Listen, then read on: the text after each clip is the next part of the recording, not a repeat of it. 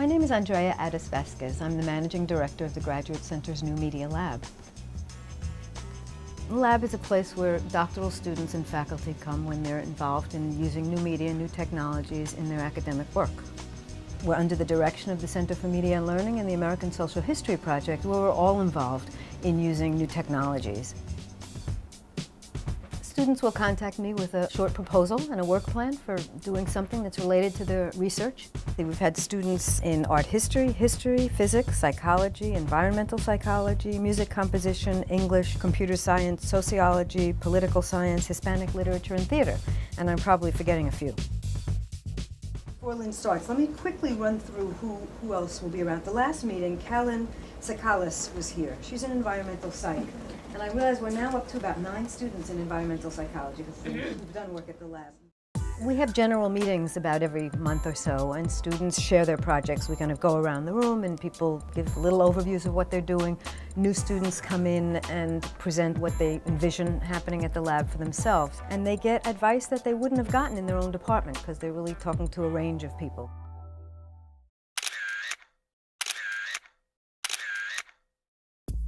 My name is Zachary Seldis. I am a composer. I'm in the PhD music composition program here at the Grad Center.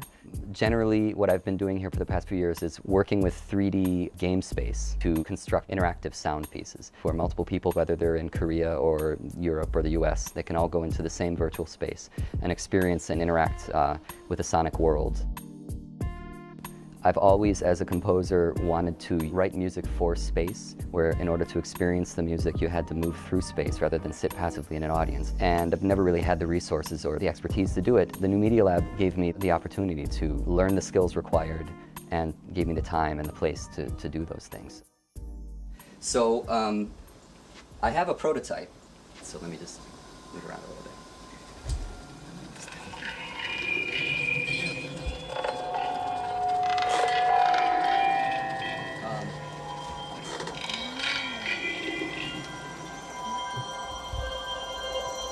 So in terms of sound, some of the things that I'm exploring are whether a sound sounds intentional or non-intentional, or another sense, you have a bunch of objects making sound by themselves, don't do much, but together they sound expressive like a chamber group. So that's kind of sonically what I'm interested in space. I'm also using that same approach to game space for pedagogical purposes. I'm building a 3D virtual orchestra inside a networked game space, and my students can drop into that space together or alone and explore the instruments without any rules. The only assignment being just do what you want. Pick up the trombone and move it next to the violin. And hopefully by making it fun and active, make the process more successful.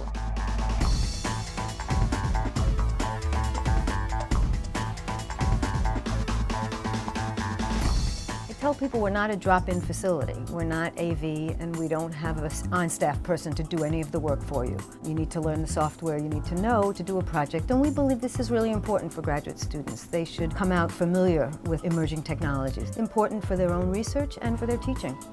Students here have used everything from cell phones to blogs to online databases and journals, sound environments using 3D gaming engines, mapping software, open source timelines to organize research, flash animation, other visualizing software, a range of open source tools for creating blogs, websites. My name is Marcos Bassem. I'm a student at the PhD program in Hispanic and Luso-Brazilian literatures and languages.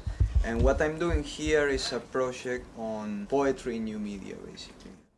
The project itself is a way to showcase different poetic work done in new media and also bring them together with criticism through the use of Open Journal System, which is a software that allows you to create a collaborative environment of people that can contribute. I'm trying to create a sort of academic community.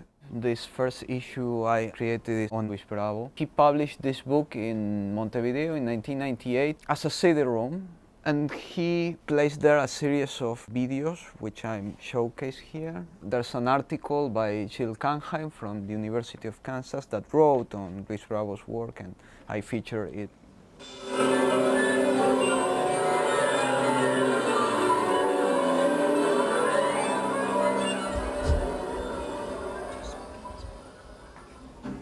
Esto me recuerda a un cuento que hay public. Most of my dissertation has to do with historic aspects of poetic creation and cultural circulation at the end of the 19th century, beginning of the 20th century. When, for example, photography was a new thing, how that technological novelty affected creation at that time. The things I'm showcasing here are more recent. They developed since the appearance of, well, computers, internet. It's a way for me to think on my dissertation from a different point of view.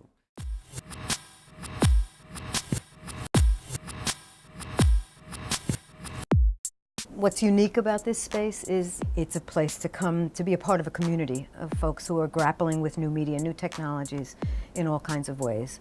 It's cross-discipline, so people need to learn how to talk to people in other disciplines, get their idea across, learn how people in other disciplines are using the same piece of software they're using. Sometimes there have been great connections, great networking has happened at the lab because of this. My name is Shondell Fraser, and I'm in the environmental psychology program here. I'm a second-year PhD student.